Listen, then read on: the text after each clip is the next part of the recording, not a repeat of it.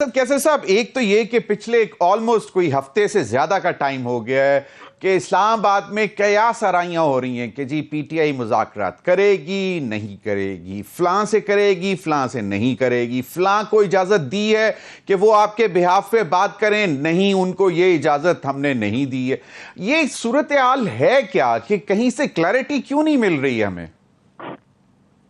बिस्मिल्लाहिर्रहमानिर्रहीम। सबसे पहले आपका शुक्रिया।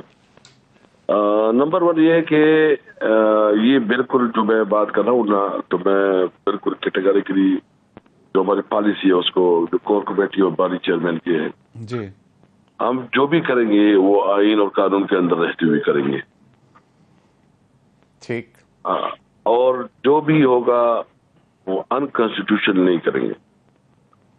एंगेजमेंट अलग बात है और मुज़ाकरा अलग बात है। हाँ, एंगेजमेंट हम करेंगे। एंगेजमेंट का मकसद ये है कि आपने अगर किसी से बात कर ली है तो आपने अपना मौक़िफ़ उसको बताना है कि भाई मेरा मौक़िफ़ ये है, हम ये चाहते हैं।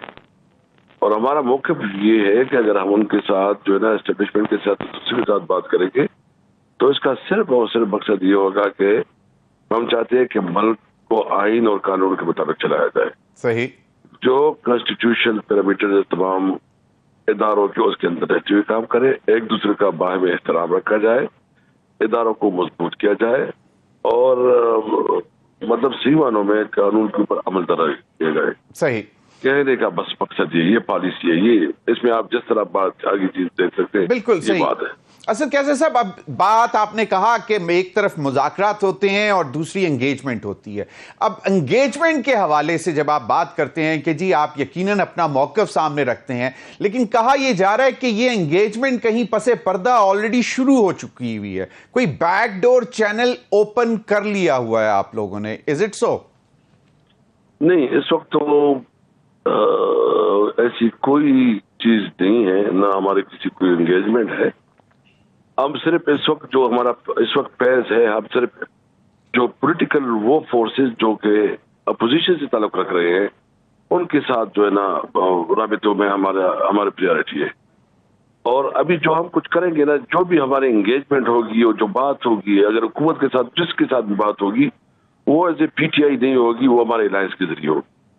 यानी हम जो भी करेंगे हमने अपना, चूंकि आप अलायंस का हिस्सा है सही और एक कमिटमेंट है, तो फिर ये बहुत इम्मर्र होता है कि आप इंडिपेंडेंट या इंडिविजुअल वो कोई डिसीजन करे। तो ये जो कुछ होगा ये हमारे आईनी तहफ़्फ़ुज़ आईनी पाकिस्तान के तहत होगा। सही बात होगी या मुज़ाकरात होगी या एंगेजमेंट होगी तो वहां से मशावरत के बाद कोई इक़दाम होगा। सही। असद कैसे साहब, गुज़िश्ता रोज बानी पीटीआई इमरान खान साहब से जब सवाल किया गया तो उन्होंने कहा कि मैंने महमूद खान अचकज़ई को सियासी लोगों से मुज़ाकरात करने का कहा है। उससे पहले इतलात ये आ रही थी कि शायद उनको कहा कि वो इस्टेब्लिशमेंट के साथ एंगेजमेंट करें, कोई एंगेज करें इस्टेब्लिशमेंट को, जिस पर ख्वाजा आसिफ साहब ने कहा कि कैटेगोरिकली उन्होंने पूछा था महमूद खान अचकज़ई से तो उन्होंने इनकार कर दिया था। तो कुछ महमूद खान अचकज़ई साहब के भी तहफ़्फ़ुज़ात हैं, फिर तहफ़्फ़ुज़ आइन ने जो तहरीक तहफ़्फ़ुज़ आइन भी लॉन्च की, वो भी महमूद खान अचकज़ई ने शुरू की, उसके भी कोई खातिर खा नतायज हमारे सामने नहीं आए कि जी वो तहरीक ने कुछ करके दिखाया हो अभी तक। देखिए, तहरीकें तो टाइम लेती है ना। अभी तो हमारा तारीख प्रॉपर वो भी नहीं हुई है, मौसम की भी हालात ऐसे है, सही असेंबली है, हुकूमतें बन रही थी। अभी आप देखें ना, अभी टाइम आ गया है। तो आज जो हमारा जलसा है तो तहरीक तहफ़्फ़ुज़ आइन पाकिस्तान के तहत है। इसमें तमाम पोलिटिकल पार्टीज को जो हमारे साथ उसमें शामिल है और इंशाअल्लाह ताला आइंदा और भी पोलिटिकल पार्टीज को हम इसमें साथ शामिल कर रहे हैं, अलायंस को बड़ा कर रहे हैं और अहदाफ भी हमारे बहुत क्लियर है। और उसके लिए जो है ना हम चाहते हैं कि मुल्क आइन के मुताबिक चले। तो हमारा अभी चूंकि इनिशियल जो चीजें हैं वो निकल पड़ी है और कैदियों की रिहाई और महंगाई और ये जो हम समझते हैं कि मुल्क में आइन मातर है, इसके हवाले से हम भरपूर तहरीक चलाएंगे, लेकिन वो हिकमत से, वो ऐसे न हो कि कोई नॉर्मल सिचुएशन आ जाए और फिर जो है ना ہمارے الائنس یا طریقے صاحب کے پلے پڑے. بالکل اسد کیسے صاحب مسائل کچھ اس قسم کے ہیں کہ جی پی ٹی آئی میں سے وہ کہتے ہیں کہ یا یقیناً مطلب وہ تو جو بانی ہیں وہ جیل کے اندر ہیں, ان کے ساتھ تو کوئی ڈائریکٹ بات کر نہیں سکتی کوئی سیاسی جماعت. اب وہ کہتے ہیں کہ جی جب ہم باہر بات کرتے ہیں تو اگلے روز کوئی اس کے اپوزٹ بیان جو ہے وہ جیل کے اندر سے آ جاتا ہے. تو وہ کہتے ہیں کہ ہم کس طرح ٹرسٹ لیول نہیں ڈیولپ ہو پا رہا, اور خاص طور پر کچھ اپوزیشن کی بھی جماعتیں ہیں جیسے جماعت اسلامی بھی بیٹھی ہوئی ہے اس وقت, ان کا بھی یہی خیال ہے کہ جناب مطلب الائنس, گرینڈ الائنس اپوزیشن کا بنے گا تو بنے گا کیسے؟ مولانا فضل الرحمان صاحب کے کتنے عرصے تک تحفظات چلتے رہے, ابھی بھی کمیٹی بنی ہوئی ہے آپ لوگوں کی آپس میں مذاکرات کے لیے. دیکھیں یار پارٹی کی اپنی اپنی پالیسی ہوتی ہے. دیکھیں میں جو بات کر رہا ہوں نا جی یہ آپ سمجھو کہ یہ پالیسی ہے, میں کوئی بات اپنے سے نہیں کرتا. صحیح. اور وہ پالیسی یہ ہے, خان صاحب نے اس دن بھی کہا کہ تم جو کچھ کرو اپنی پارٹی کی سینئر لیڈرشپ اور خاص کر جو ہے نا الائنس کی جو لیڈرشپ ہے اس سے مشورے سے کیا کرو. صحیح. اور پھر ہمارے اس کے ساتھ جو ہے نا کوششوں کے انٹریکشن بھی رہے, لیکن یہ جو بات ہے میں کوئی ایک لفظ بھی پالیسی کے اگینسٹ نہیں بول رہا. جو پارٹی سمجھتی ہے اس کے مطابق ہم آگے اقدامات اٹھا رہے ہیں. بالکل صحیح. اچھا اب ایک بات اور, آپ نے کہا کہ ابھی تک کسی قسم کے بیک ڈور چینل نہیں ہوئے. کچھ ریزنز جو آتی ہیں سامنے وہ کہتے ہیں کہ جی آپ لوگوں کی شرائط بہت سخت ہیں. اب حکومت کے ساتھ دیکھیں الٹیمیٹلی تو سیاسی قوتوں کے ساتھ ہی مذاکرات کرنے, اور اس میں حکومت بھی ایک سیاسی قوت ہے جس میں پیپلز پارٹی بارہا مرتبہ کہہ چکی ہوئی. اگلے روز پر راجہ پرویز اشرف صاحب نے آپ کے سامنے کہا کہ خدا را وزیر اعظم صاحب کوئی دروازے کھولیں مذاکرات کے, ملک کو بچائیں. پیپلز پارٹی پہلے سے کہہ رہی ہے, پرائم منسٹر نے بھی کہا کہ وہ تیار ہیں مذاکرات کرنے کے لیے. تو پھر کیا چیز مانے ہے جو مذاکرات کا جو سلسلہ ہے وہ آگے کیوں نہیں بڑھ رہا؟ دیکھیں سب سے پہلے یہ آپ مجھے بتائیں اس ماحول میں کیا مذاکرات ہوں گے. ایک طرف آپ ہمارے ایم این ایس کو اغوا کریں, اس کو جو ہے ابڈکٹ کرے, ان سے وفاداری تبدیل کرنے کے لیے جتنے ہمارے ایم این ایز باقی پنجاب میں جو 41 ایم این ایز ہیں, ایک ایک کے اوپر پریشر پڑ رہا ہے, ایک ایک کو دبایا جا رہا ہے, لالچ دی جا رہے ہیں پوزیشن کی. کسی کو منسٹر بنانا ہے, کسی کو کہتے ہیں تمہیں جو ہے نا پیسے دیں, جو چاہتے ہو وہ لے لو, لیکن تم جو ہے نا طریقے صاحب چھوڑ دو. تو یہ پہلے اس کے لیے ماحول بنانا پڑتا ہے. ہمارے 3 بنیادی جو مطالبے ہیں. نمبر 1, جتنے بھی کیسز بنائے گئے ہیں جو ہمارے قیدی ہیں ان سب کو رہائی, اور جو انہوں نے جو ہمارا مطالبہ کہ ہمارے مینڈیٹ کی واپسی, اور مینڈیٹ کی واپسی ہے جو ٹریبیونل بنے ہیں ان کو چاہیے کہ وہ کانسٹیٹیوشن کے مطابق جو اس کا ٹائم لمٹ ہے اس کے اندر وہ فیصلے کروائیں تاکہ ملک آگے بڑھے. اس طرح تو ملک بالکل اسٹک ہو گیا. ملک میں تو آگے جانے کی جو کیپیسٹی وہ ختم ہو جا رہی ہے. ملک اکانومی پوری طرح پھنس گئی ہے, اکنامی کی ہم سروائیو نہیں کر سکتے, امن و امان کی پوری حالت ہے.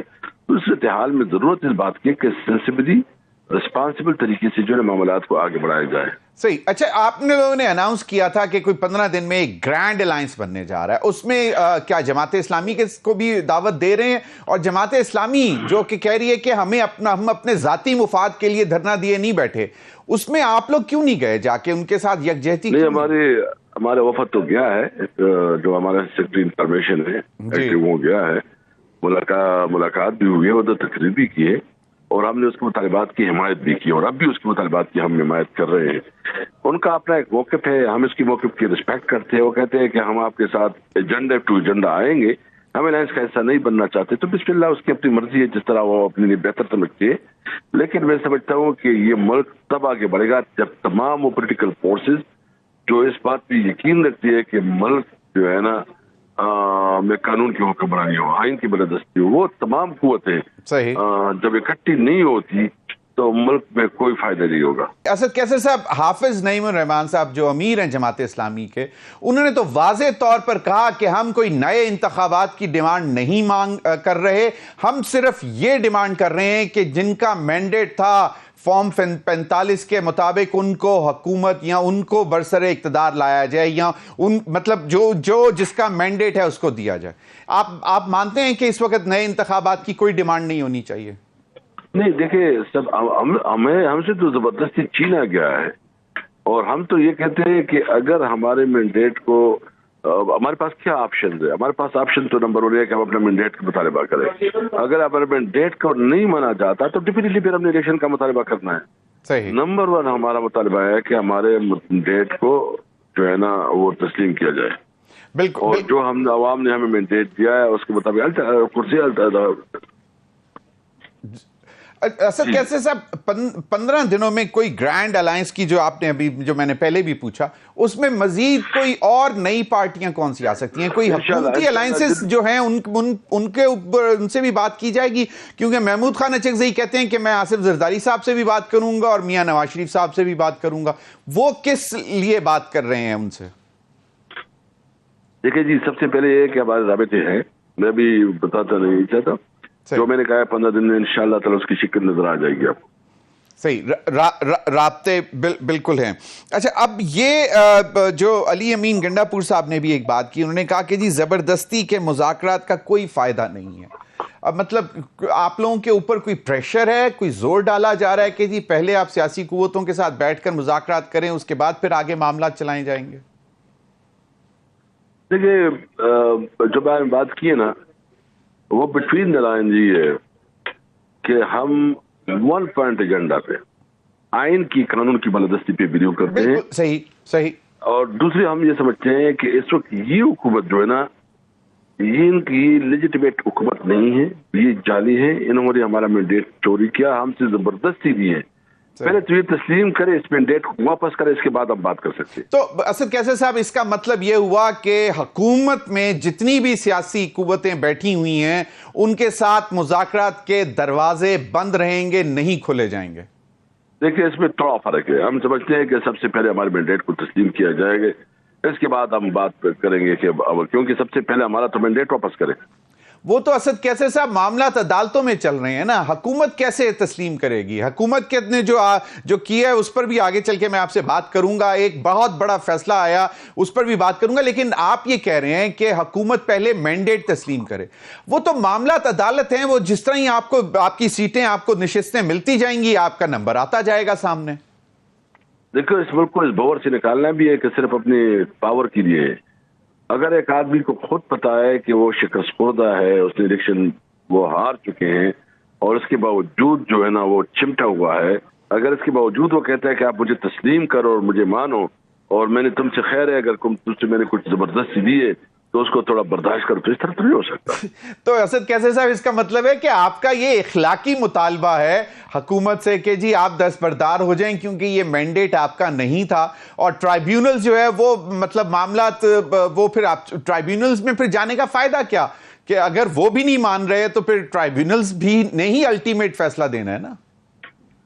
یہ ٹریبیونل ہم سمجھتے نہیں جس کے ذریعے ٹریبیونلز کے ساتھ کر رہے ہیں، کبھی جو ہے نا نئی قانون سازی لا رہے ہیں، کبھی جو ہے نا اس کے ساتھ سپریم کورٹ کے فیصلے کے خلاف ابھی جو ہے نئی قانون سازی کر رہے ہیں. تو یہ سارے حرکات اور سکنات ایسے ہیں کہ جرم پہ جرم کر رہے ہیں. یہ مزید جو ہے نا کریمنل ایکٹ کر رہے ہیں. یہ ملک میں تاریخ میں اپنا نام جو ہے نا سیاہ ترین حروف سے لکھا جا رہا ہے اس کے نام.